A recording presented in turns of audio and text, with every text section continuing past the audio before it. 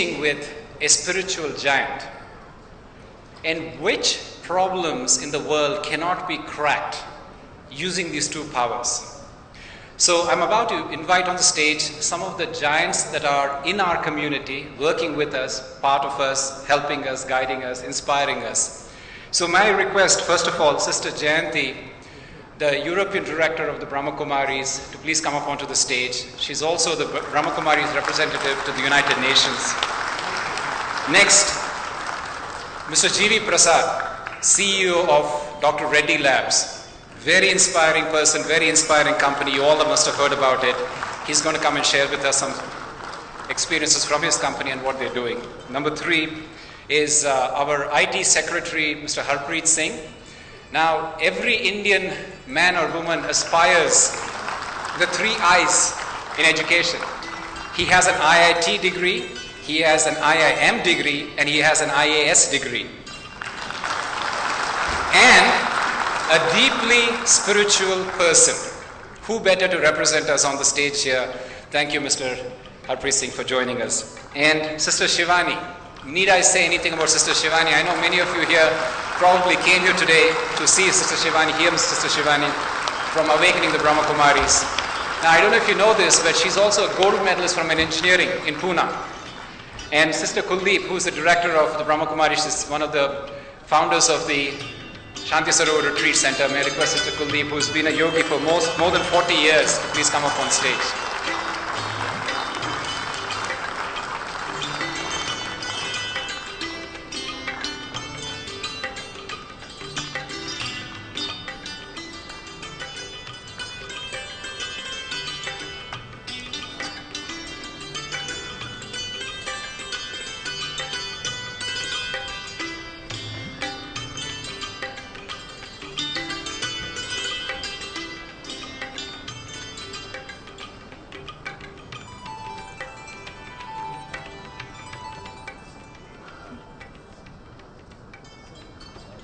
Sister Jayanti to please come up and say a few words as welcome address on behalf of the Brahma Kumaris.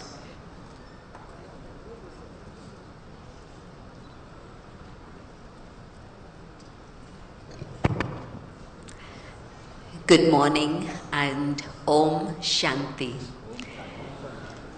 A little bit louder. Om Shanti. Great, thank you. It was beautiful having Dr. Bhaktavatsalam ask us all to say Om Shanti, so we began the morning in that way. And I hope you begin not just every morning with Om Shanti, but maybe even many, many times a day, because it means Om, I am, Shanti, peace. It's a beautiful reminder of who you are. And if I remind myself with Om Shanti, I come back to that inner state of silence and peace, and when I come out from that silence, the sound is a sweeter one than it had been otherwise. It's my privilege and joy to welcome you here, and it's wonderful that you've given up your holiday and made it into a holy day. So I'm sure that today will give you much food for thought, but also many, many tips that you can use in your practical life. I just want to ask a question first before I go further. How many of you know about the Brahma Kumaris?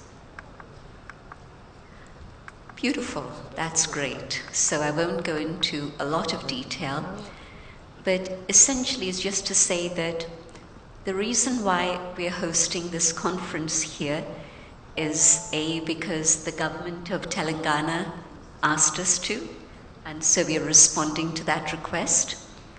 But it's also part of a bigger picture. And the bigger picture was the vision that our founder, Brahma Baba, had way, way back in 1936. And his vision was a vision of a better world.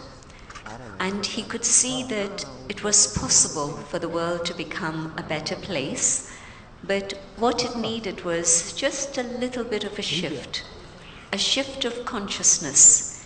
And once that shift of consciousness had happened, a better place would definitely come about. And he understood also that this was a message that had to be shared with the world. And all of you are in the business of sharing information with the whole wide world. And so, apart from being users of technology, Brahma Kumaris are also very interested in seeing how we can serve those who are the instruments to create the instruments that serve the world. So perhaps now you're aware more about why it is you've come here today. You've heard this term yoga today, and a very beautiful definition of yoga being union. Let me add another word to that, Raj Yoga. Because this is the yoga that is practiced by the Brahma Kumaris and also taught. And Raj Yoga, in the concept of the present times or the awareness of the present times, is that yoga, that union with the divine that allows us to come to a state of self-mastery. Just imagine, is it possible to be a master of myself? Who thinks that self-mastery is possible? No one? No one? 5, 10? Think about it a little bit. Surely you want to be the master of your own life, am I right? Okay, reflect on it for a moment. Do I want to be the master of my life, my destiny, myself? And let me ask the question again. Who would like to be a master of the self? Okay, a few more. I think maybe when I asked the question first time round, you didn't quite understand what it meant. But as you understand what it means, and more than that, experience what it means, I think you'll say, yes, this is exactly what I would like to have in my life. That state of mastery in which not just my hands and my feet do what I ask them to do, but all my physical senses behave and work in my benefit and help me move forward.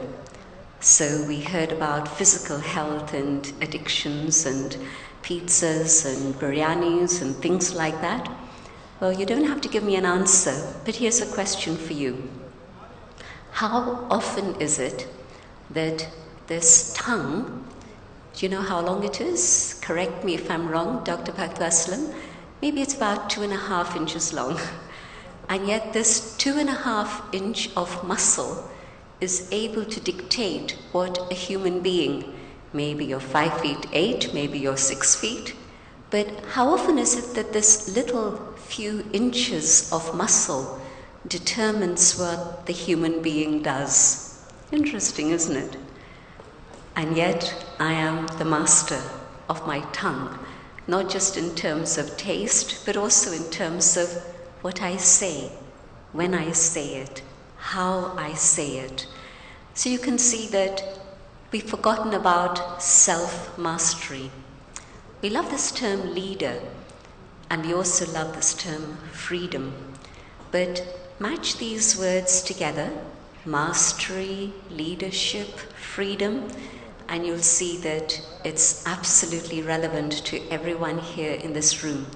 But the way to be able to achieve it is through Raj Yoga. There'll be an opportunity to share more about these ideas with you later, but I just wanted to put into context why the Brahma Kumaris are hosting this particular event. And so I hope that today will be a day that gives you an all-round vision of what it is that you can achieve in your life so that your life is as your vision would like it to be. Not somebody else's vision of you. Parents impose their vision on a child and say, you have to do this, I would like you to be this. But no, every child wants that inner space, that freedom to be able to make choices. But yet, of course, when there's too much choice and not enough wisdom, with which to be able to make my choice, you know what that's called? That's called stress. Too much choice and not enough wisdom. So I hope that today you'll carry away ideas that give you an idea of what your choices are, but also how to be able to make wise choices that will give you a life free from stress, a life of freedom, in fact, and a state of being a leader of your own life, a master of the self. Thank you for selecting to be with us here today, and I hope you have a very beautiful day. Om Shanti, and thank you.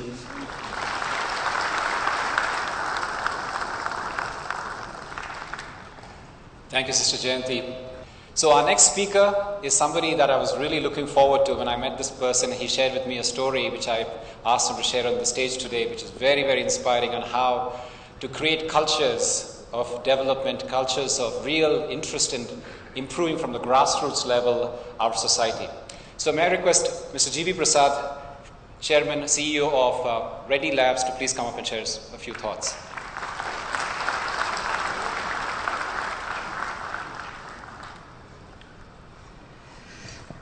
Good morning. Yeah, maybe Om Shanti. Yeah.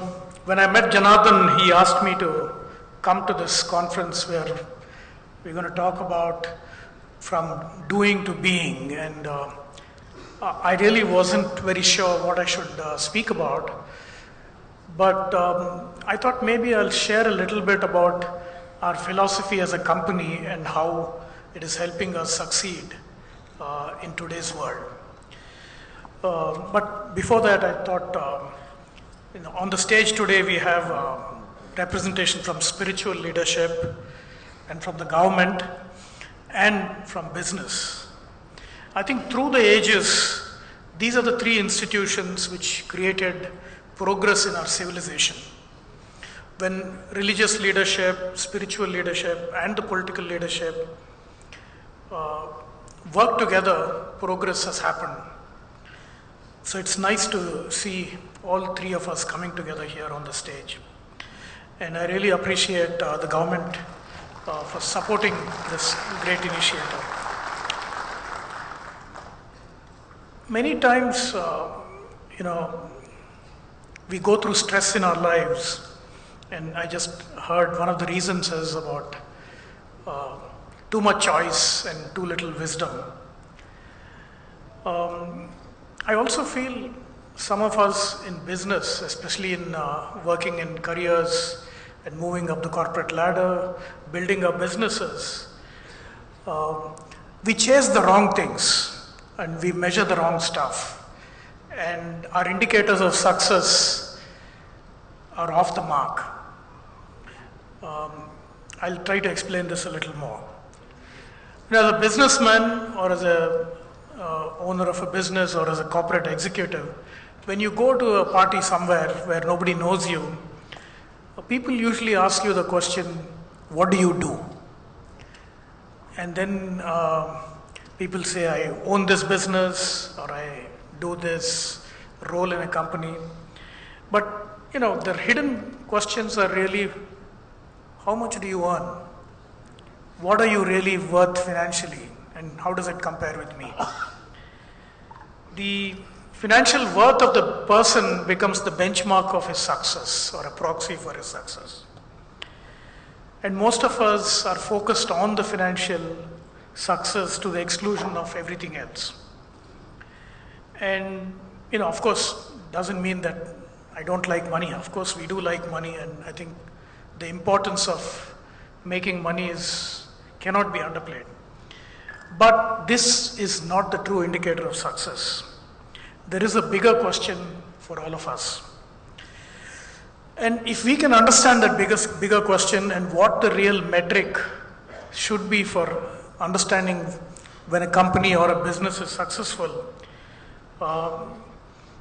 we will unleash powerful forces in society and move away from all the ills that plague our business and society. But before that, I think I want to also argue that just as important as spirituality is to society and the role of governance, good governance is in society, even business is a force for good. And all of you involved in building businesses or contributing to your businesses, your work is as important as the work of the Lord or the work of spirituality as well as governance. Business creates immense value in society. We not only create livelihoods, but we provide services, we provide goods, which makes life easier. And to understand why, I'm saying that business is very important and how it makes a difference in society, we need to understand a little bit about capitalism. Mistakenly, I think we define capitalism as maximizing wealth, maximizing individual wealth, or that the role of business is to maximize profits. I recently read somewhere that we need to redefine capitalism. People are coming out with the concepts of conscious capitalism and various other things. But really the genius of capitalism and of business, the way it is run, is not about making money, but about finding solutions to human problems. Capitalism is the only system today which is working in the business world. And the genius of capitalism is to provide powerful incentives to solve human problems and the means to take these solutions to as many people as possible in the shortest period of time. And this is really the true purpose of capitalism and business. And a wealthy society is not a society which has a lot of money, but which has solved a wide range of human problems and made these solutions easily available to lots of people. So if you embrace this definition of capitalism and of business, you will find that many of your choices, stresses become a lot more easier. Capitalism works because it's not very efficient, but it requires creative problem solving and effectively solving those problems and making these solutions available to as many people as possible. Thus, you must see wealth as the sum total of the solutions that businesses are able to provide to society and not really financial metric. So, if you take this perspective and this lens, the question of how we see our roles in society changes dramatically. And purpose becomes much more important. And every business, whatever business you are in, has this core purpose which is larger than maximizing profits. And if we believe this, and if we can be motivated by this purpose, we will all build a beautiful world and create positive impact all around us. Not only that, if you believe that business exists to solve societal problems, you will find innovative ways in running your business. I just wanted to share one small example of how we at Dr. Reddy's have addressed a problem very creatively. Today many industries don't hire large numbers of workers because of the rigidity of our labor laws. And once you take in permanent workers, it becomes very difficult to downsize if there's a down cycle in your business. So what business does is we hire a large number of temporary workers, what you call as daily wage earners. They're given a small wage, really a minimum wage, just to sustain. And then you have the flexibility of taking them in or not taking them out, and they're really treated as disposables.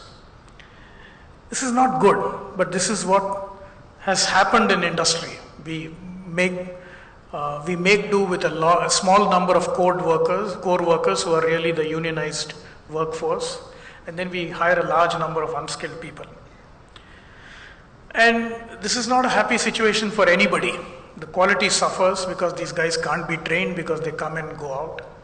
They are paid a very low wage, they don't have a lot of rights, they don't have a lot of facilities, and they're not paid high.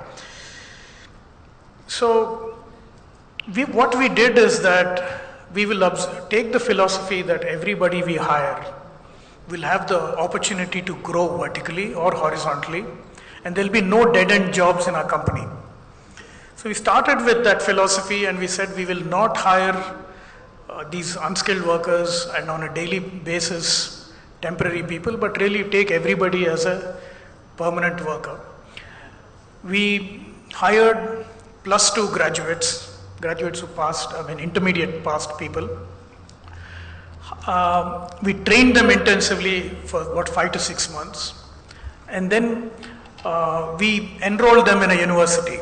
And so they will work and they will also learn and pursue a degree program simultaneously.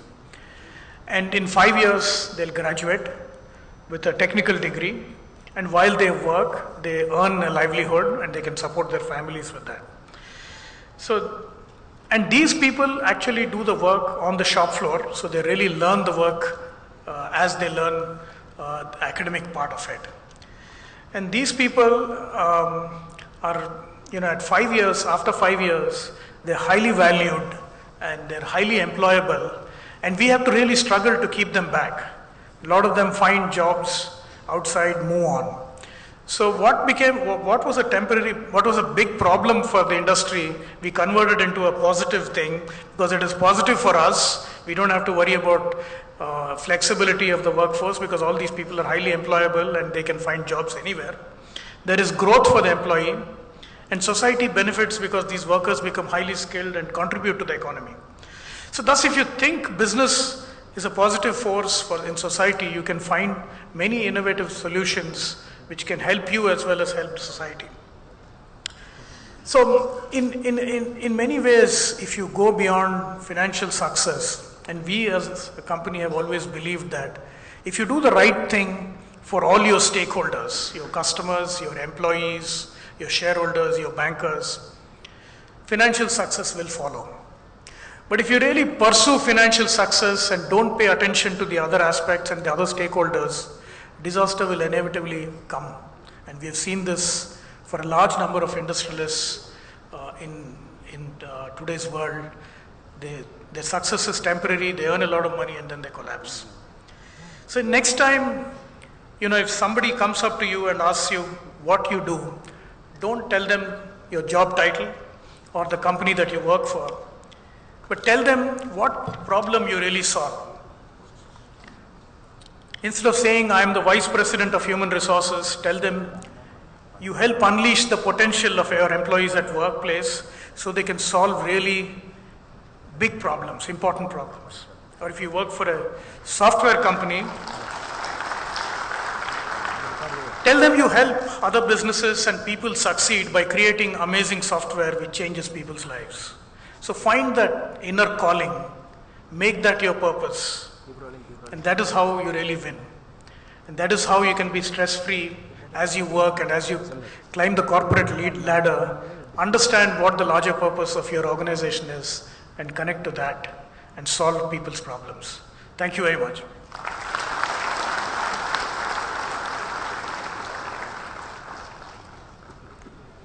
So there you go, a real life example of how when the inspired leader can change the corporate culture, and corporate culture is changing the society, and society is naturally leading to change of our world.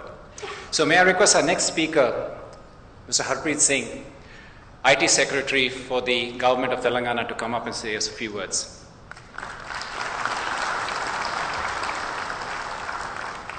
Dignitaries on the dais and the audience which has turned up on Saturday to hear the speakers. I am representing my minister, Shri K.T. Rama Rao, who could not attend today's program because of his work in the constituency. He is right now not in Hyderabad. That is the reason I am representing the government of Telangana. As the speaker said, this idea of this conference emerged when the Brahma Kumaris met the minister. And the minister had an idea that he would like to make Hyderabad a happening place. Hyderabad should have a thriving culture of its own, which should attract people from all over the world, not only for the livelihood, but also for the culture it represents. The whole idea was to create a series of programs around the theme Happening Hyderabad. So with this purpose in mind, Government of Telangana agreed to support Brahma Kumaris to start the first national conference on IT.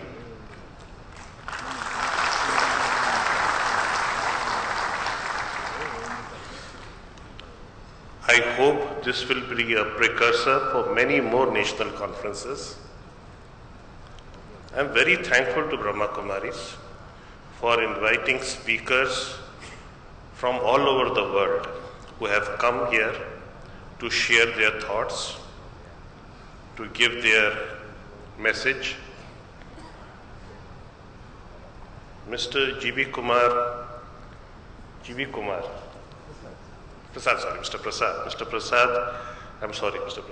Mr. Prasad talked about spiritual leadership, business leadership, and since I happen to represent the political, I don't know, we are a bureaucrat, so the third leg of the so-called triumvirate that supposedly delivers progress. So I thought, let me say a few words on behalf of the political, bureaucratic side, about the spirituality in bureaucratic or political life. First thing that I think everyone should understand, politics is about power, and politics is about competition for power. It is not a pleasant game. It is a game in which accusations are hurled, reputations are soiled, feelings are evoked. It is a messy game, but this is what politics is about. I can only say, thankfully, in democratic India, it stops at this, and the results are delivered by the people of India through free and fair elections. But in the ancient history of India, the politics was decided on the battlefields. Wars were fought, people were slaughtered, and victors were declared. And behind these wars, we had to find dharma, what was right, what was wrong. So dharma is supposed to be found in Ramayana, in Mahabharata, some of the two great epics which depict the great battles which took place. So similarly, the dharma in politics, we try to find by the results of these elections. What have the people of India decided? There in the battle, the gods were supposed to favor the virtuous, the right. And the victor was the one who was dharma, who was right. And the loser was the one who was adharma. So similarly, we have confidence in the modern democratic system, in the judgment of the people of the country, that they will decide what is right and what is wrong for them. Do we feel that we are on the right track? I can only tell you that the world is impressed by the Indian story. From 1947, from when we started having free and fair elections, we emerged in a very deeply backward, stagnant economy Today, we are being recognized as an emerging power. We have a growth rate which is quite impressive, and we have done this in a democratic way, without abridging the civil rights, without any dictatorship, or even in the emergency which happened, the people voted against it. So the success story of the Indian nation is impressive in the world standard. So I do feel that India is still a land of dharma, and the politics which is played out, which is finally determined by the decisions of the people, is leading to dharma in the country.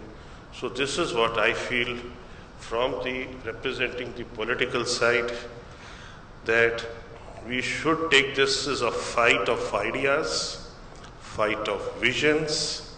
Everyone in democratic space should articulate his views, his vision, try to mobilize public opinion in his side, and these battles will be fought and shall continue to be fought, and we should not be alarmed about it. This is what the future will be in terms of politics of the country. So politics is only about power, about vision, about leadership. When it comes to bureaucratic work, it is about implementation. And we implement the visions which are won on the political battlefield. A bureaucrat only plays a role in implementation. So we are important to the extent that are we effective in delivering the vision which was projected. So this is my small contribution. Since I was pointed out as one of the representatives, I welcome all of you for today's session. I am sure all of you will enjoy, and your confidence in today's program shows that we are going on the right track, and we should have more and more such sessions, and people from different streams of life should adopt spirituality in their daily life. Thank you very much.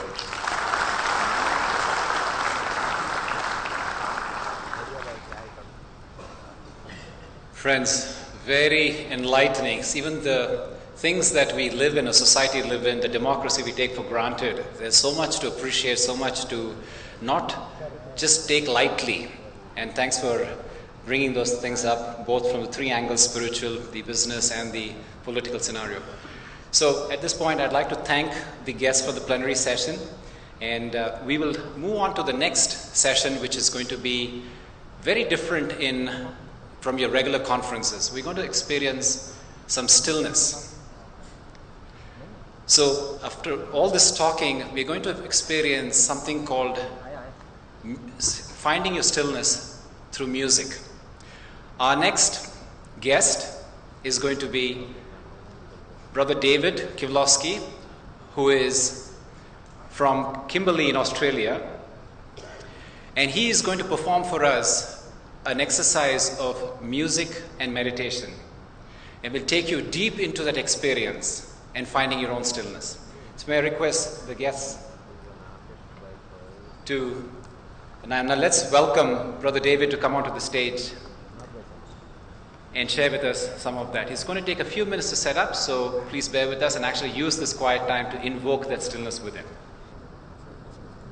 थोड़ा exposure कम कर लो, कौन सा light कम बाद में light आता है okay और थोड़ा पास में लाइट आएगा अभी वर्क करेंगे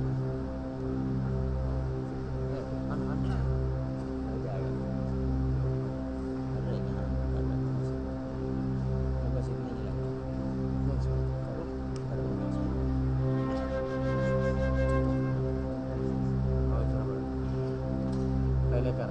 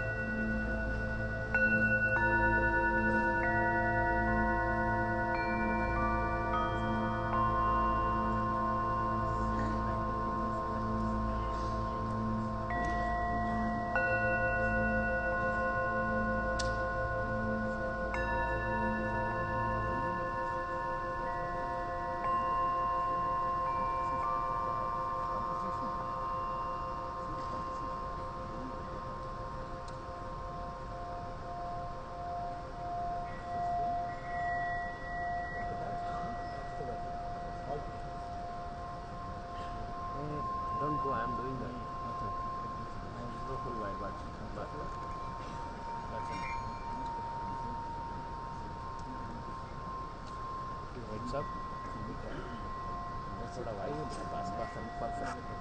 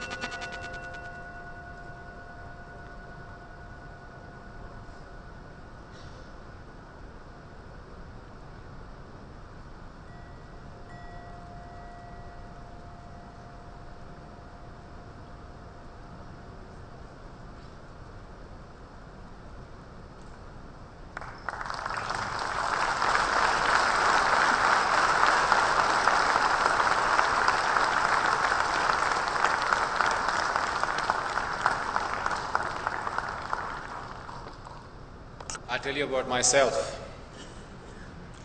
That was deeply rejuvenating. How many of you share that experience? How many of you went to a very, very still place? Yeah, a lot of you? Okay. This is just a few.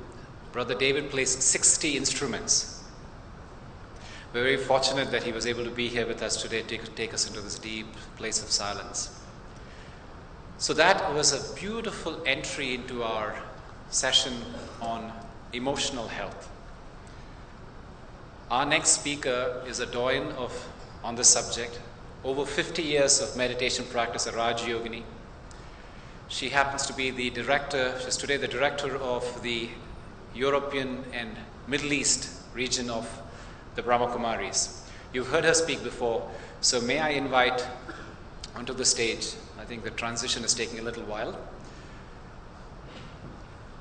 So remember again, there are going to be questions that you could ask, and there's an SMS number. I hope you all have that number by now. You can post your questions in this emotional health section. If this question is relevant to this, it will be passed on to the moderator, and the moderator will ask the question on your behalf to the panelists who are going to follow after this keynote. The keynote address is going to be by Sister Jayanti, who is somebody you heard before, the United Nations representative of the Brahma Kumaris. So may I request Sister Janti to come up on stage.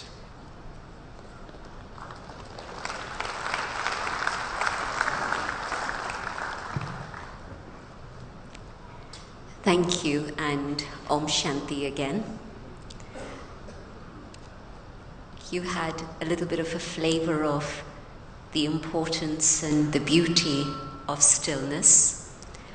What I found is that most people don't understand what you mean by silence.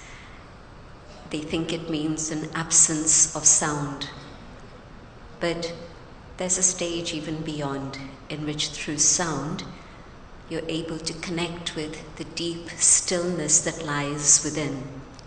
And it's in that experience of silence that emotional healing can take place. I want to also pick up a little bit further about the subject of Raj Yoga and emotional intelligence. What I've now understood is that IQ is very much connected with the things of the physical dimension and the left brain. How many of you have seen situations where a person has tremendous IQ and yet somehow they're not able to be very successful in the work that they do or in relationships that they've been establishing or trying to establish? Have you seen that happen? No? Nobody's seen that happen? Not just history, but current times littered with that. Huge genius in terms of IQ, the intelligence quotient, but yet maybe it's because of lack of EQ, emotional intelligence, that they miss out. And we see emotional intelligence as being able to understand and respond in an appropriate way to the needs of others and the self. And so one is the physical, logistical dimension. The other is the dimension of relationships, EQ. And yet, over the last several years, we've now been hearing about SQ, the spiritual quotient, and spiritual intelligence. And Raj Yoga would say that spiritual intelligence relates to the self, being able to understand what's going on in my own inner world.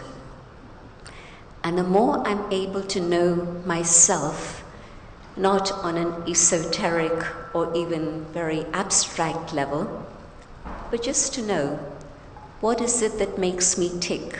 What is it that pushes my buttons in a negative direction? And sometimes other people know us better than we know ourselves. It's strange but very true. They'll know that if I talk about this particular subject with this individual, wow, there'll be fireworks. Or they'll know that if I approach this person in this specific way, I'm probably going to get the right answer. Children learn about this very quickly with their parents. They know how to get that extra cash from their father. They know how to get extra attention from their mother. And so they've been able to suss it out and know what are the buttons to push for a particular response. But the important thing is to be able to know myself. And the more I know myself, the more I'm also able to understand how to deal with others. So Raj Yoga is the method to be able to understand what's happening in terms of my thoughts, my feelings, my attitude, my awareness, my consciousness, and most deeply, what's happening in terms of my emotions. I want to tell you a little bit about a subject that over the last 20 years or so has now come into science. And that's a subject called positive psychology. And would you believe it? Until about 20 years ago, this did not exist as a subject. Strange, but very true. And I asked a woman, Barbara Fredrickson, who actually won the Templeton Award for research into positive psychology, why this was so. How come so far, over the whole of the 20th century basically, we had nothing but negative approach to psychology? We looked at anger, we looked at lust, we looked at lack of self-esteem, negative, negative, negative. And she had a very profound comment to make. She said that the reason why we looked at the positive, or we didn't look at the positive emotions, but we just looked at the negative, were because positive emotions and feelings are very subtle. The negative emotions and feelings are like a sledgehammer. Think about it, the anger, the greed, the attachment, and so on. And when there's a negative emotion, not only does it come with great force, but it also stays for a period of time in which it could then be explored, examined, calculated, and understood, analyzed, etc., etc. But when it came to positive feelings and emotions, those feelings are very subtle, and also they were very transient. And so think about happiness, for example, a very positive feeling and emotion. And you try to hold on to happiness. How long are you able to hold on to it for? Not so long. It comes and something or another happens and it disappears. So it's subtle, but also it's very transient, it's fleeting. Peace or love, again, compared to, say, bitterness or anger or lack of forgiveness. When there's bitterness, how long does it stay? It could actually be the whole of a lifetime. It could be 10, 20, 30, 70 years. Lack of forgiveness, again, it can continue till one's deathbed, unfortunately. But that's the reality of human life today. And looking at positive emotions, we try to capture them, we try to catch them and hold them. But something little insignificant happens and they're gone. They evaporate very, very fast. And this is why it's only in recent times, when they've had the technology to be able to explore this particular subtle dimension, that they've been able to understand more about positive psychology and positive feelings and emotions. And we were sharing a platform at that moment, and she went on to explain that they'd tried different methods to be able to evoke positive feelings and emotions in the people who had been their subjects. And some of them had come in because they were in a very negative state and needed help. Some had come in because they wanted to be guinea pigs and they were willing to be experimented on. It didn't involve any external pain or anything, so that was fine. And within this particular situation of experimentation, what they found was that there were many, many different things that could trigger positive feelings and emotions. The most unsubtle of these things that created positive, subtle feelings was food. Ask a person about their favorite food, and immediately the mouth begins to water. Or you just smell a particular food that you like, and again, just the smell, and the mouth begins to water. But the question that they were asking was not just about the trigger, but how long was that positive feeling or emotion sustained?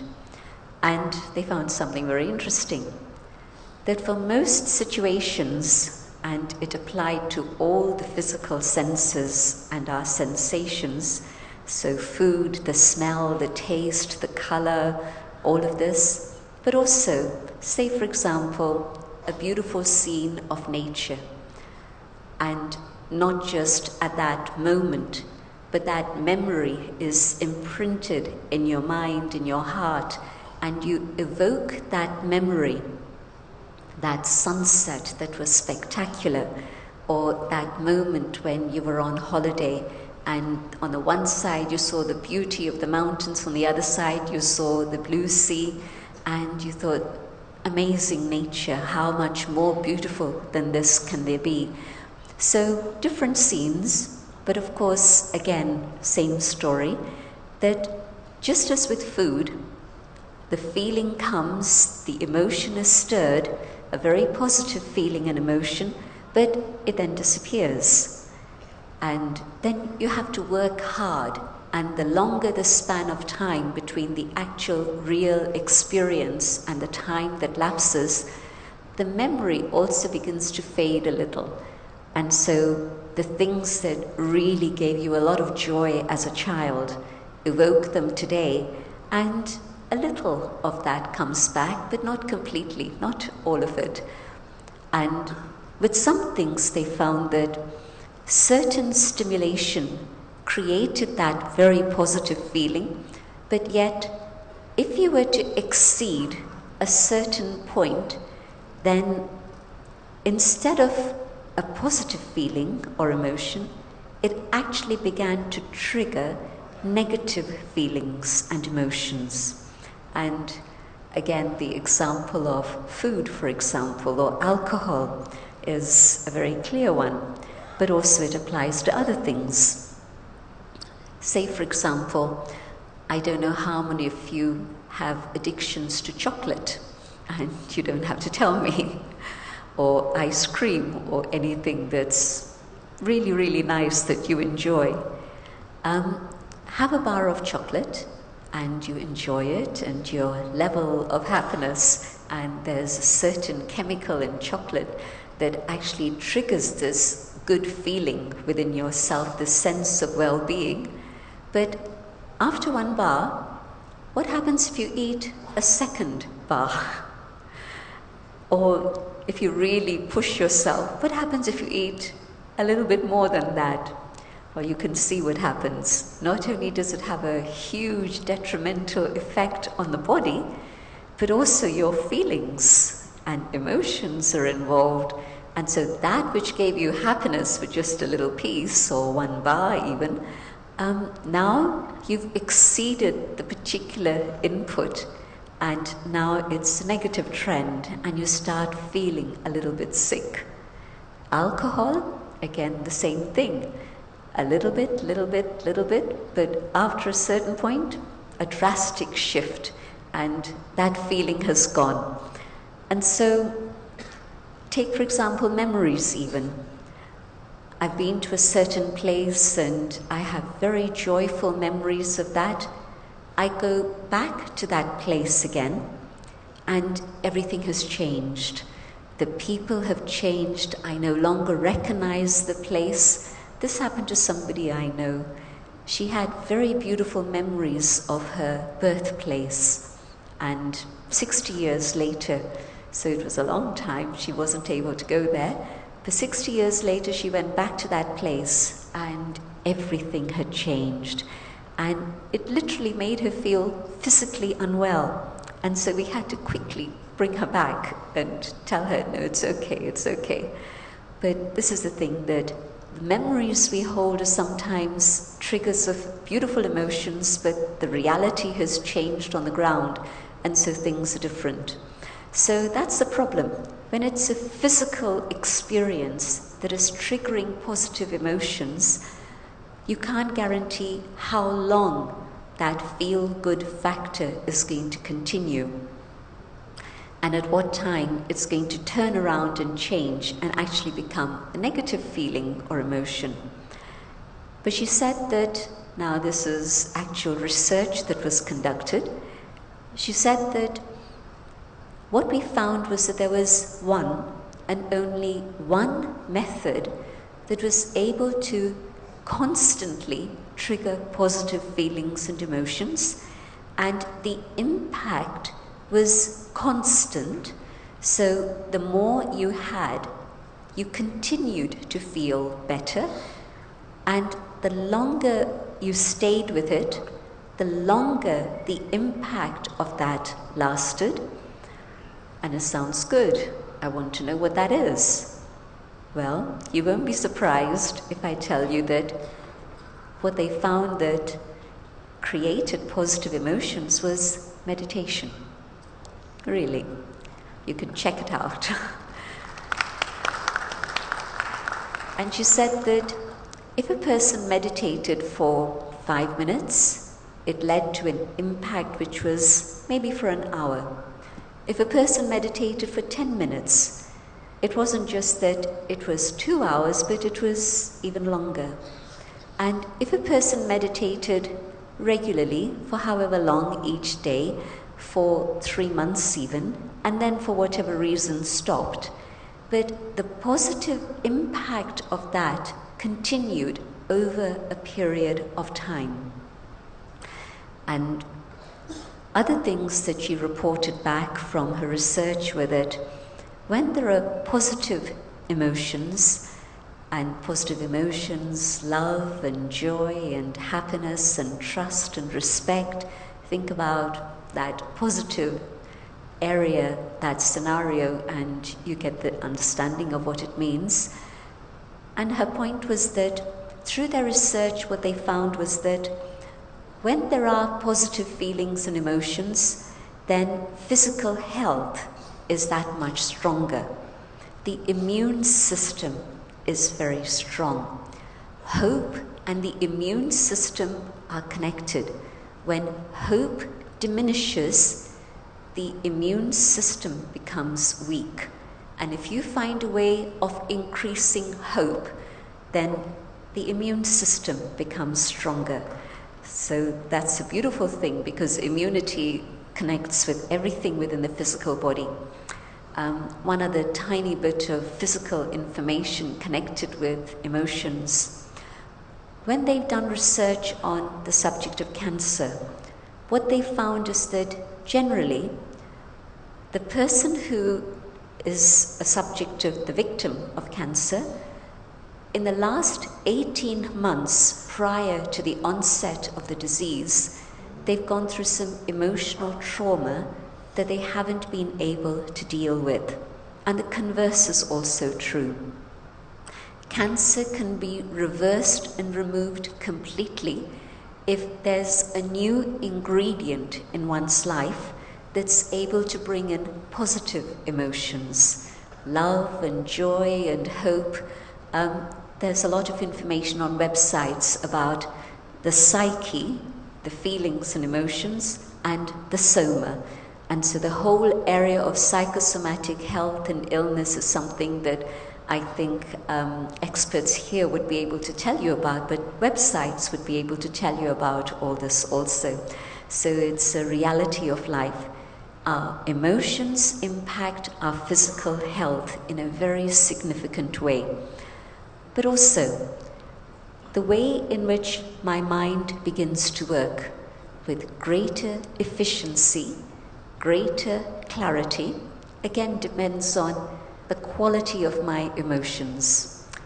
Do a checklist for yourself, just quickly, even now, within 10 seconds.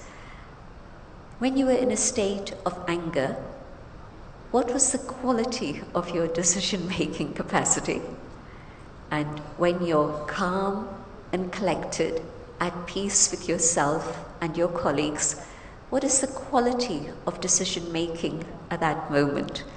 So mind and intellect are very much influenced by positive feelings and emotions also. So physical health, mental, emotional health, but also quality of work output, all of these are connected. Quality of relationships. I don't need to explain more. You know it, you've seen it in your own life. You get a little bit greedy and the relationship busts. And anger, of course, the quickest way to end a relationship is a bout of anger. And the best way to sustain a relationship, love and respect and regard. And so there's a lot of information we now have about this subject, and not just personal interrelationships, but even in terms of, say for example, discernment capacity and discrimination. Both are a little bit connected, but discrimination. When there's value for the self and love for the self, discriminatory behavior decreases. And when there isn't, when there's lack of love for the self, negative feelings for the self, then again, discrimination increases. Now, this is again research that is not just a spiritually following path person telling you this, but actual medical research or educational research that's been able to give us this information. So that maybe sets the scene a little bit for the panel that we're about to have now. So the whole subject of positive emotions, being able to cultivate them, nurture them, sustain them, definitely meditation is the way. Thank you for your attention. Om Shanti.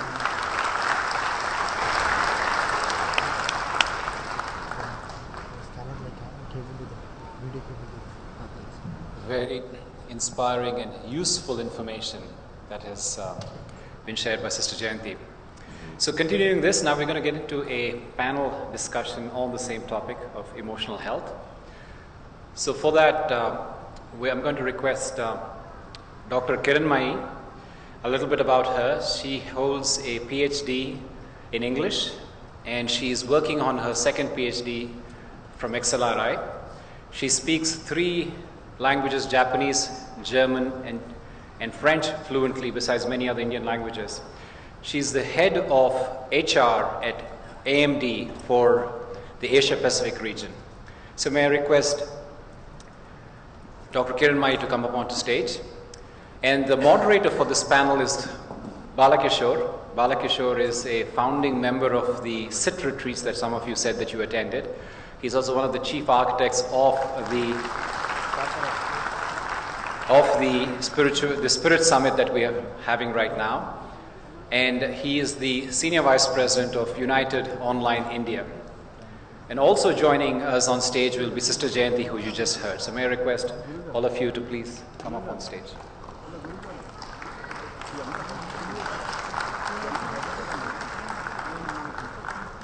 Lunch. So I want to ask you a question related to food. Have you ever tried to eat something which neither had salt, nor had sugar, nor had chili powder, nor had any spices? How does it taste? Tastes good? I guess you wanted to say tastes healthy rather than tastes good. So a life without emotions is completely insipid. Then you literally become a zombie. When you feel something, when you desire something, when you look forward to something, whether it is love, peace, hope, these are the ones that make the life worth living. And these emotions, they not only fill life, they not only make us alive, they have a lot of power. And as Sister Jayanti was sharing about the positive psychology, she was also sharing about how emotions impact the performance a little bit. So we are going to explore the role of emotions in different aspects of life as a part of this panel. And if you have any questions, you can even send it across to the same phone number that has been flashed before. So I will ask those questions as a part of this conversation. So let me start my question with Dr. Kiranmai. Dr. Kiranmai,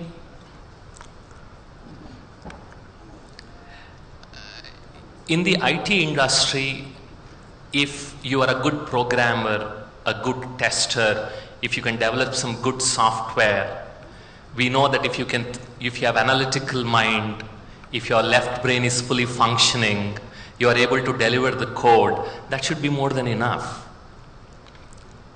But what are those areas, what are those roles and responsibilities where you feel this emotional intelligence or emotional health becomes important? I think a very relevant question. Most of us tend to think, if you're talking about a particular job role and in IT industry, if I'm good at the skill set from a job description, we say, I'm good at all this, I'm excellent as a coder or a programmer or a chip design, depending on what the job role demands, I should be able to manage very well. Now, why do we need emotions? And Bala already touched upon the left brain. But we all know we are blessed with a brain which also has the right brain. Now, how does that really intervene, or how does that really accelerate or enhance? In the industry, most of you are from the industry. You know that just given your analytical skills are not going to make you successful, because you are a human being. You're not just doing what you need to do on a day-to-day basis using your left brain. You also breathe and live the human spirit.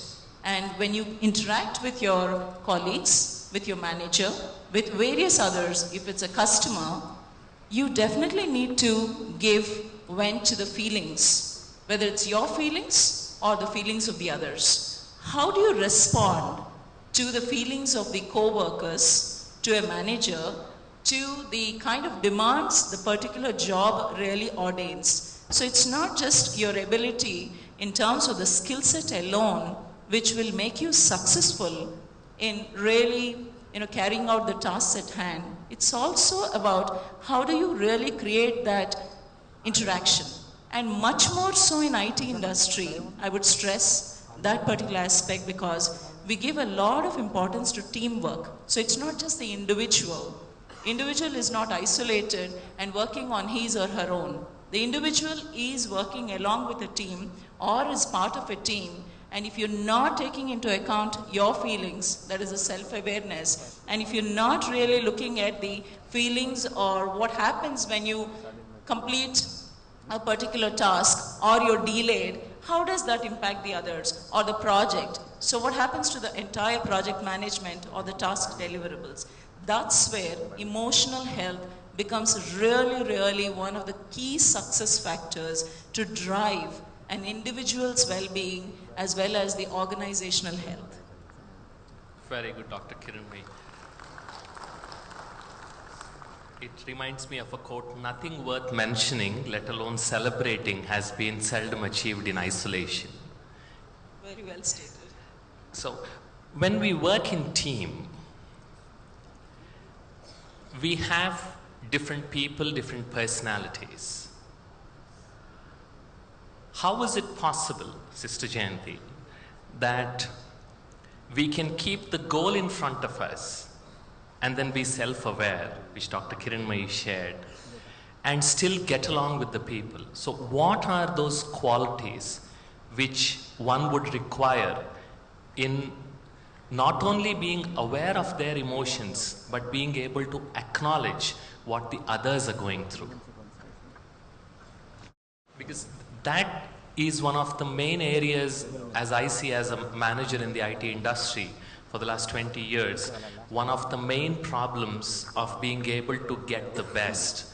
And that is why it said, if you put people, a bunch of people, each one of them having an IQ of 120, the group IQ becomes less than 80. Yes, what you shared is absolutely correct. Because what happens within a group setting is that ego jumps in, jealousy, and instead of working in a team spirit of cooperation and the recognition of each one's abilities and specialities, and knowing that, as you quoted earlier, that no task that is worthwhile can ever be achieved by a single individual, it has to be cooperation from many, many, many. When ego comes in, instead of cooperation, there's either absolute conflict, or if not overt conflict, then there's subtle competition. And in the state of either conflict or competition, then we're not pulling together in the same direction. Yesterday, one of the speakers from the IT industry quoted Mahatma Gandhi and said that speed is irrelevant if two people are moving in opposite directions. And so I think that sums it up very well. If I'm only out for myself and the other is only out for themselves, then there's going to be a breakdown. We can't achieve anything. And I have lots and lots of case histories of how cooperation brings success when individuals have been able to deal with their egos and have the spirit of security and self-value, that confidence and security within the self, which allows me to give space to another and value and respect the other and their particular qualities and skills and specialities that I might not have, but I know that they can't take my place, I can't take their place, but something beautiful will happen if we manage to work together. And so, yes, it's a game of emotions and feelings rather than skills that we're talking about. Thank you, Sister Jayanti. That was very useful. Again, extending this concept of working with teams, Dr. Kiranmai, there is this concept of team psychological safety, which Sister Janti touched upon. If I don't feel safe enough with my team members, I withhold information. I am neither transparent, I am neither honest, because I worry the rejection.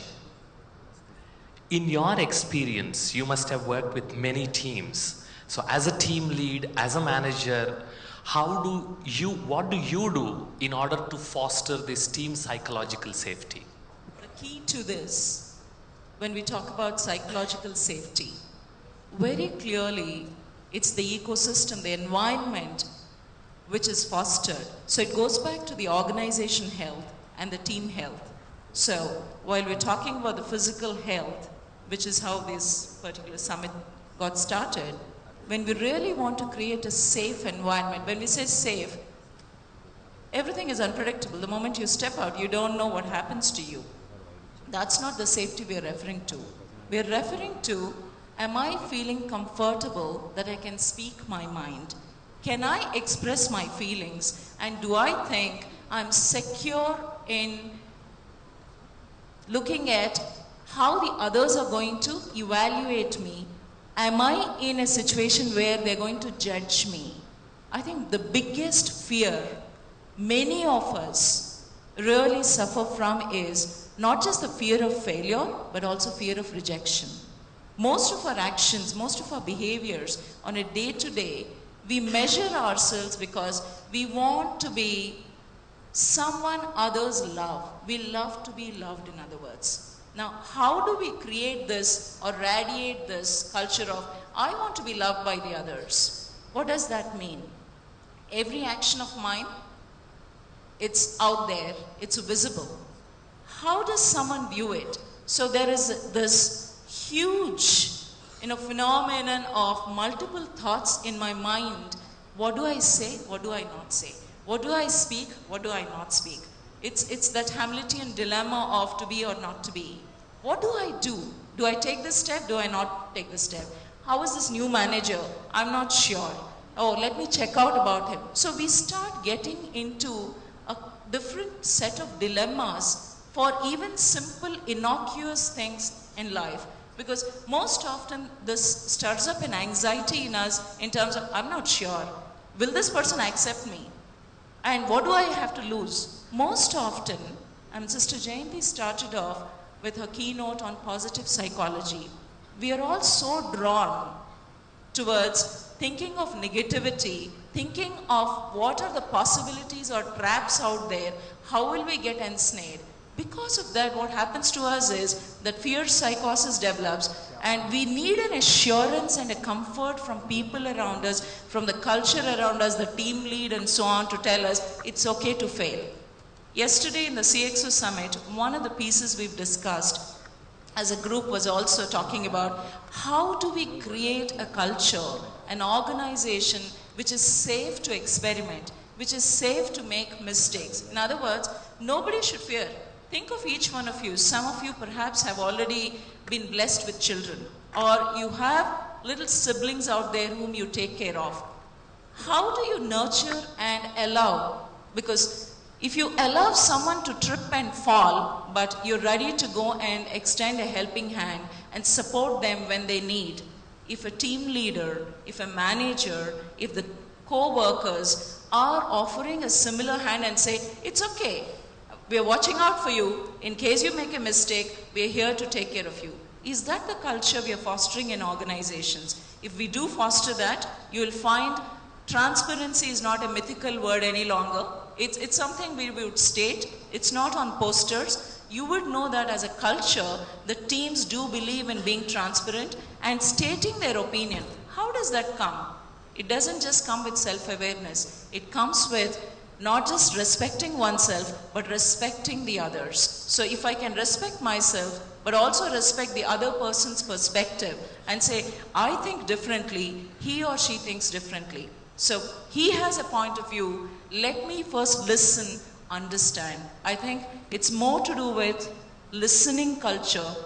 If we can foster that, simple actions, everyone in the team will feel safe, and they say, I can speak, and there are team members and a manager who is willing to listen to my point of view. I may be wrong, but it's a different point of view, and they're willing to listen to it. They can contradict me, they can disagree with me, but it's not with me as a person. It's about a point of view that someone is in disagreement. I think if we can really inculcate and foster that culture, you would create not just a vibrant and motivated and energized teams, but it's a clearly psychologically safe environment, and people will only do extremely well, and that's the productivity, efficiency, and so on we talk about. And I'm sure all of you out there have seen examples in your own organizations that some managers seem to be able to steer their teams very well and foster this confidence in the team. And there are several others where they seem to be experimenting, but they never crack the code. So you have those cases, and you have yourself experienced, I'm sure, about what we're talking. Thank you. So one of the key things you mentioned to foster team psychological safety is to be able to listen and to agree to disagree. But Sister Jayanti, this is fact of life. That's the rosy scenario which Dr. Kiranmai was talking about. But we do, in day-to-day life, we do have some team members who, for whatever reason, are not able to perform. And when I share, sometimes I keep saying to extend the failure aspect, failures are stepping stone to success, but if you keep collecting only the stones, they'll block your way. You need to learn to step over them.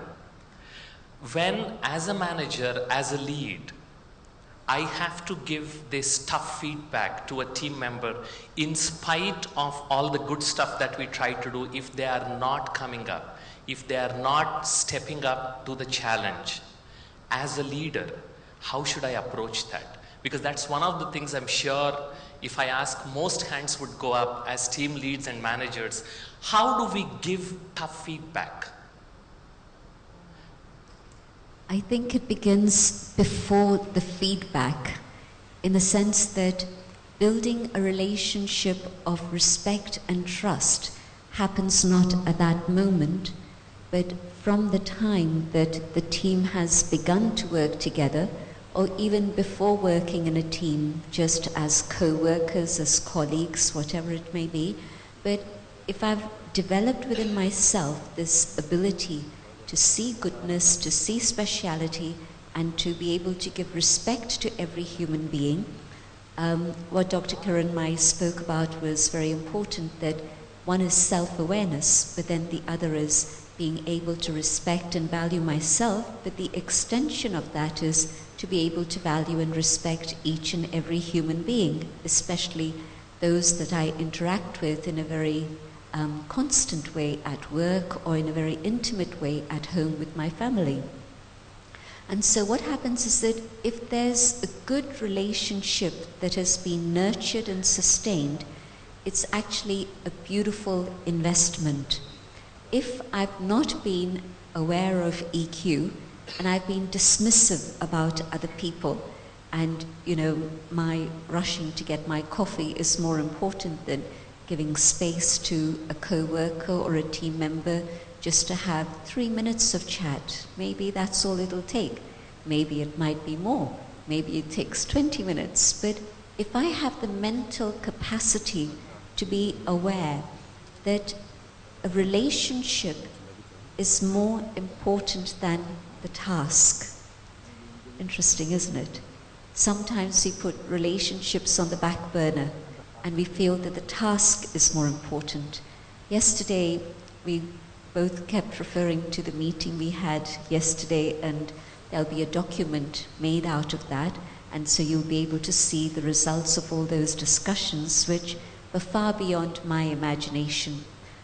People who were CXOs from a variety of companies, small and big, they came up with very beautiful conclusions. And one of the conclusions was very interesting. They said that normally task is important, and then relationships, and then self. In the sense that giving time to the self seems selfish sometimes, but through the journey that they had for a few hours together and an exploration, all the teams, about, I think it must have been 10 groups of 6 people each, about that number, they all came up with more or less the same ideas. And in that they came up with a very different set of priorities. And that was giving time to the self to nurture the inner being. Dr. Kiranmai spoke about not the human doing, but the human being. So giving time to nurture the being that I am. And then secondly, relationships. Just imagine if relationships are of the quality I would like them to be, how easily is a task achieved? Very fast. And if relationships are a little bit sticky, then the task gets stuck with some blockage or another. And so this different priority list is actually a pretty crucial change and shift in my thinking, in my paradigm, in my attitude. And once I develop that, then what I've done is build good relationships with others. And so then when it's time to give tough feedback, the person knows that I respect them as a human being, I value them, but in terms of the work, the task, there's something that needs more attention, and they'll be willing to accept that feedback from me. And if even after that feedback a couple of times it's still not working out, then maybe valuing that human being, even if I have to say, sorry, it's time to go, but they will still carry that feeling of valuing the self. And what I can tell them at that moment is, you know, this doesn't seem to be quite the right task for you. You know about square pegs and round holes. Well, it doesn't quite seem to match.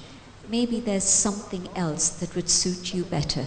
And so if I position it in this way, then they maintain that value for the self that'll give them the confidence to go out and do something different, which maybe they are more suited for, or an opportunity to learn more and develop more and take it further. So the essence, building relationships, is the key. Thank you, sister. I just want to add to what Sister Jayanti beautifully outlined to us in terms of giving or sharing feedback. In the organizations we all work, you know it, and there are people managers sitting out there, I'm sure, and with a lot of experience. If you have been able to create the trust and foster that kind of a culture in the team, you would never ever surprise your team member with respect to the feedback. Whether it is constructive feedback, you're sharing with the team member about things which went well. And that's not just the day you choose to give feedback. Constantly throughout that cycle, that year, you must have been talking to your team member. So the team member is aware that certain things worked well, certain things really didn't work as well. So there is no surprise on the formal D-Day chosen to relate the feedback. That's one. And when there is trust, even if you have to tell the individual that things didn't go well as expected, I don't think there is any ill feeling or emotionally a setback to the individual, because he or she is ready to take it on and look at the go forward constructive steps of how do I make this possible. This is where I also experience the gap. Please help me as the manager, support me. These are certain things I'm thinking. What do you think will help me? Next time round, I take up such tasks, how do I go about it? So that's how it really becomes a co-creation where they come together, think through, and understand what needs to be really put forward as they move together. It's a journey and it's evolving and there is development built in. That's one. The other thought which triggered in my mind as Sister Jayanti was speaking on this topic is, some of you may already be exposed. There's a very powerful psychometric tool we use in assessing communication styles of managers and team members. This is known as a DISC, D-I-S-C, that's the acronym. So we also talk about, because the key word there is task. Someone who is attributed to the D style of communication typically is focusing only on the task and not the people. Why does that happen? That is also really a relevant style if it's in the moment and for a very short period. Because you have to complete a set of tasks. We all live in a world where you have KPIs and targets, and unless you get there, your business is not going to flourish or succeed. Right? Your own job will not be there if you're not contributing to the business. So all this is part of the vicious cycle. At the same time, so tasks are relevant, really important. All of us have our performance metrics are based on that. At the same time, if you want to build a sustainable, long-term legacy of an organization, just as we talk about good to great, it's not just building a good organization. It's like the well-being of you as an individual, well-being of the organization. You really have to build in the I factor, as we say, not just the D factor, which is you also bring in the people aspect. Constantly think about, at a particular point of time, task is important, but how do you connect those tasks with the people who deliver? How do you really start creating that bridge and build in the trust, which is the most important moot point, I guess. So, thank you. So, if I can just summarize whatever you both shared in terms of keywords, I won't repeat anything. Nurture, conversations, sustainability, making time, relationships. This is what will make us easier as managers to give the feedback. And maybe if I can summarize, there's a difference between saying you failed in a task versus you are a failure. Think about it. As a manager, if I tell you that you failed in this task, how would you feel? Along with all these, and each time you failed, if I came to you and said you are a failure, and if I flip that, Sister Jayanti or Dr. Kiranmai, both of you can answer because both of you are bosses in your own way, and this comes from audience, and I really empathize with whoever has sent this. Can you share a few insights about how do you emotionally remain healthy and contribute to your task when you have these are the words from audience, so I'm not, when you have a horrible boss dictating you. Sister Jayanti manages meditation centers in more than 50 countries, and then Dr. Kiranmai must be managing a few thousand people across Asia Pacific region. It's not that they are horrible bosses, I know, but they must have met few people and they might have corrected. So from an employee's perspective, how should I deal with that situation? First of all, I think, while, whoever shared there, I'm sure it's an experience you have lived through or you have observed someone else going through that. We understand and we empathize. At the same time, I would like to leave a thought which you can disagree with. Very clearly, we are spiders caught in our own web. What does that mean? We create the world around us. Me as a human being, I do have control over certain elements, certain things I do. I may not be able to choose, just as you and I cannot choose who we are born to, that is our parents. In organizations, perhaps we cannot choose who our boss is going to be. We can choose the job you want to get into or the industry you want to go to, given your skill set, your educational background and so on. But usually in an organizational lifespan, it's very rare that you will be able to get to choose your bosses. Now, given that predicament, it's not that I'm ordaining, live with it. How do you build that trust, that credibility for yourself that you're an individual? Did you understand the person called the boss, quote unquote? Why do you think someone is demonstrating? Remember what I said earlier, we all love to be loved. If that is the fundamental being of a human being, the essence of us, why is it that one individual has chosen to be quote unquote horrible? What is it that he or she is doing that he or she is alienating people from him? I don't think any boss would like to say, my team doesn't love me, and the moment I walk around, I want everybody to be crouching in fear and, anxiety. No. What is driving his or her behavior? Did we spend time to understand where is my boss coming from? That is the respect for the other human being. And see, what is it that I can do to build the relationship? So one is, can you create the trusted relationship? There must be something which is going on that this individual is driving himself to nuts or herself to nuts and also driving all of us in his team to nuts. If you can crack that code, understand, and you support him or her in achieving that peace, you will see that the humane angle will also come in. That's why I mentioned earlier that we tend to be very task driven, but that energy will only last for a short while for any human being. After that, you want to really look around and see what's happening. So how do you create that unveiling for that individual and say, all right, we've delivered now, let's talk about the next one. Let's talk, if you want this space to be sustainable, we will break down. Because it's a human machine as well. We need various things to create that refueling. So we need breaks. We also need to really sustain ourselves. How do you influence the boss?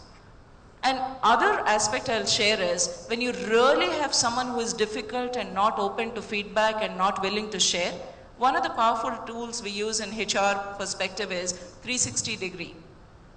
Is there a mechanism in your organization where the boss, the so-called boss, can get this aspect from his peer group or her peer group and the others around, so that he gets to hear and see? It's the mirror you're holding or enabling to hold. Maybe that's a blind spot. He or she never realized that he has been so horrible, or the experience has been so terrible for his team members. Can you do that? Can you facilitate that? Can you really add to that? Once you do it and you still see the individual not shifting in his or her behavior, have you escalated? So there are different mechanisms through which you can help, you can support and work with that individual. And unless, if you believe or there is a serious case of mental disorder this individual is going through, where it's not going to be human interventions you're doing, but a larger, he has to take some time off and go through a rehabilitation, just as we go through when physical health gets derailed. You also have to go through a spiritual rehabilitation so that you revive your emotional health and get back to normal state. So those are some of my thoughts.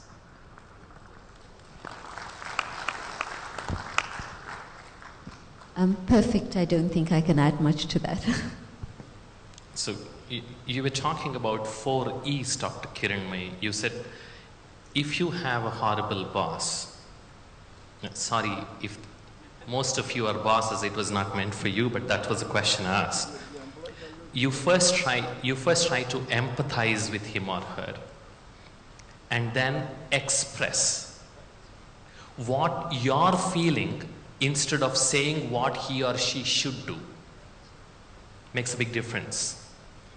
And then if that doesn't work, try to experiment in different ways where you can understand the boss. If nothing works, it's a very good suggestion, you fall back to the last E, escalate. And Sister Jayanti, there are 2 words that have been coming up during our conversations when we are in the process of designing Spirit Summit. Those 2 words were inner resilience and outer agility. They keep repeating. So what is inner resilience and how to develop it? And the connecting question that I'll come back to ask Dr. Kiranmai about outer agility, and why does IT industry expect that? So maybe you can share with us about the inner resilience. I see that it's very, very much needed in the present circumstances of the world, where things are so changeable, and you really need to be in touch with yourself and have the inner capacity to bounce back to the stage that you would like to keep. Say, for example, resilience would be a situation where maybe there's a situation of ill health, and yet if you allow the ill health to give you a state in which your spirits become low, then not only are you going to waste a lot of time and the illness will probably get longer, but also there's going to be repercussions in terms of job and salary and home, and many things can happen. But even if the body is unwell, I keep my state of mind strong and healthy, and that's going to make the recovery much faster. But also it means that I don't see this as wasted time or lost time, but that opportunity that illness has brought me for silence, for solitude, or maybe some inner healing that's also needed apart from the physical healing. If I interpret that moment in a different way, with a different attitude, then I'm going to make good use of that time. Now, I've given one simple example that can impact anyone here in this room, but any type of adversity, if I can bounce back, just like you stretch a rubber band, but if it reaches the point where it can't bounce back to its original shape, it's lost its resilience. And so for me to be able to keep my equanimity, my calm, my inner joy, my inner state of valuing the self and respect for the self, all that needs a lot of spiritual strength, a lot of spiritual power. And the way to be able to develop this inner resilience is through meditation. You're not surprised, are you, that I would say that? But that's really what it is. Because in meditation, what we're doing is connecting I, the inner being, with the one up above, the Almighty. And when I speak of the being up above, I don't mean a human face or a human image or even an angelic form or image, but just the source, the light, the supreme light. And when I connect with that source of light and love and Almighty, the might, then I'm drawing that within myself. And I hope that this has stimulated you to want to find out more about Raj Yoga meditation. I won't talk about it further now, but it's very definitely a method to be able to develop inner capacity and resilience in a most effective way that I have ever come across. If you are okay, I would like to request Sister Jayanti so that she can demonstrate in a minute or two that process that she was talking about to enhance inner agility. You're okay with that? Shall we experiment? Very good. Set aside all your stuff, sit straight, both feet firmly on the ground, with your back having good support. Literally, it takes just a minute. I go on a journey within and focus on the inner being, the being of light that shines in the center of the forehead. This is the being that I am. This is the place where I live. My thoughts, my feelings, my emotions, my personality, my inner capacity, my core values, all are within I, the being of light. And in this awareness, I connect with the Supreme, the source of peace, of light, of love, the being of light, like a sun radiates, and I just have to open the window to be able to take that sunshine. In the awareness of who I am, the being of light, the light and might of the spiritual sun, the source, reaches me. I am recharged, empowered, and healed. The hurt and pain dissolve, and I'm left with a sense of peace and love. Strength returns.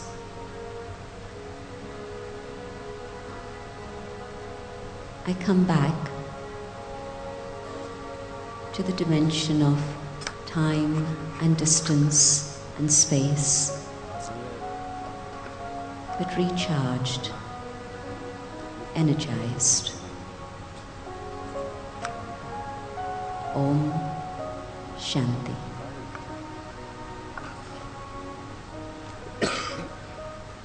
Literally just a minute, and you can find out about Just a Minute website, and maybe at some point it can be flashed on the screen, but it has several meditations with a different variety of ideas and images that you can try out and experiment. Just a minute.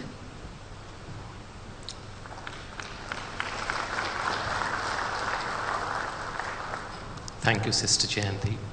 And coming back to the question, Dr. Kiranmai, we talk, Sister Jayanti so beautifully talked about the inner resilience and also demonstrated a very simple technique to enhance it. Why is outer agility so important? And how does this inner resilience lead to outer agility? Whenever we talk about a human being, we have these layers. There is something which is our internal being, which is not visible to the naked eye.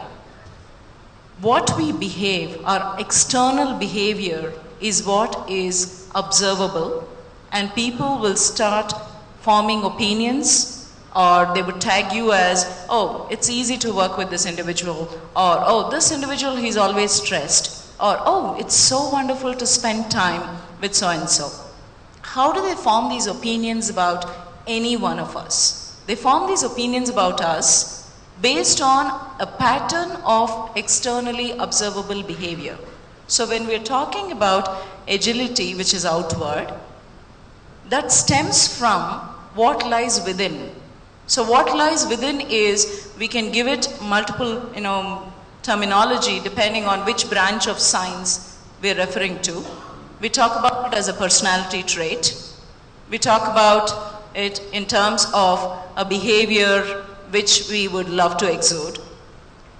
Before I really go into it, yesterday I had a social get-together, a wedding I was attending, and we were all talking about, in fact, there's a wedding season. I had to hop from one wedding to another. There were 3 I was attending last evening. And we were just referring to a few individuals we met, or some of them we just got introduced to when we were socializing. And my daughter, who is in her final year law, a 21-year-old, was, me and my husband were talking about things, and suddenly she had an interesting thought. So we just looked at her. She said, Mama, I think this individual, and she had a particular statement about someone. So I'm like, what made you say that? Her observation was very intriguing, not just because we are parents, but also how, what really triggers the thought mechanism. She talked about a way an individual comes into being, the kind of statements they would make, and what they would relate or they would not. So she formed an opinion on a couple of people saying, oh, these are not the kind of individuals perhaps I would like to spend more time with. But oh, these individuals, oh, absolutely delightful. There is nothing really in that 1 minute or 2 minutes in terms of just saying hi, hello, which you would think you would be able to fathom. But human brain, and each one of us do that. I'm not just referring to her. I'm sure each one of us constantly do this. We write off individuals, or we form a very high opinion on certain individuals. Now the remark she made, which is, I thought is very lucid and also loaded, is, she said, Mama, you should understand, people are different when they are in college, that is as a student. They're different when they're with a family, and they're different when they come into social get-togethers. It's just, if you really look at it on the face of it, it's a very simple, plain statement. It's like your vanilla ice cream. But if you think about it, you're like, wow, what she's saying is, we put on masks. We behave, or we choose to behave differently depending on who we are interacting with, in which forum, and so on. That means there is that very clearly you have chosen, because you have certain expectations you want to set, or you are deriving something with that particular audience, that you're keeping up with a certain behavioral pattern. I'm sure each one of you started thinking, we all do that. Consciously or unconsciously, we get into these habits. And when we talk about Raja Yoga or meditation, I mean, I've been practicing yoga for several years. And the days I do it versus the days I don't, I can see a remarkable difference in terms of my energy levels. Forget about anything else. The way I am in my being, when I get into my office, whether it's a 16 hours we work or 18 hours, most of us spend in the industry we are part of, travels, hopping onto flights, different countries, time zones, whatever you refer to, huge difference. And the most important piece is, if I am at calm internally, there is a fire to fight every hour in the job role I am in. And I'm not joking. And I'm not, trying to over-dramatize. There are countries we are talking about, suddenly it's like we think everything is like a calm sea, and suddenly they say, oh, there is this issue. It could be an employee issue, it could be certain other, it's not a simple performance issue, it could be something connected with legal, it could be, beyond a business issue, and we are like putting our heads together and we're like, oh God, how do we do? Usually people run to you when so you become the firefighter for the organization as a leader. If the leader himself is going to not stay calm and get worried, it's like you have a situation, medical situation, you go to the doctor and doctor is also equally worried like you and shaking and say, oh my God, oh my God. What does that tell you? None of us will comfortable to even entrust that doctor to treat this particular patient, even as someone who supports the patient. Because you want the doctor to be an expert and to be someone who can lead and get you out of that situation or crisis. Same thing in the organizations. So when you're talking about outer agility, we're not saying that this person has all the answers. But the inner resilience or fortitude usually helps you to stay calm, think through. You're using both your left brain and right brain. So you created a fine-tuned balance in terms of how do you analyze the situation, but it looks intuitively, you're able to explore and find certain solutions or meaningful solutions which can really create a better situation than what it is today.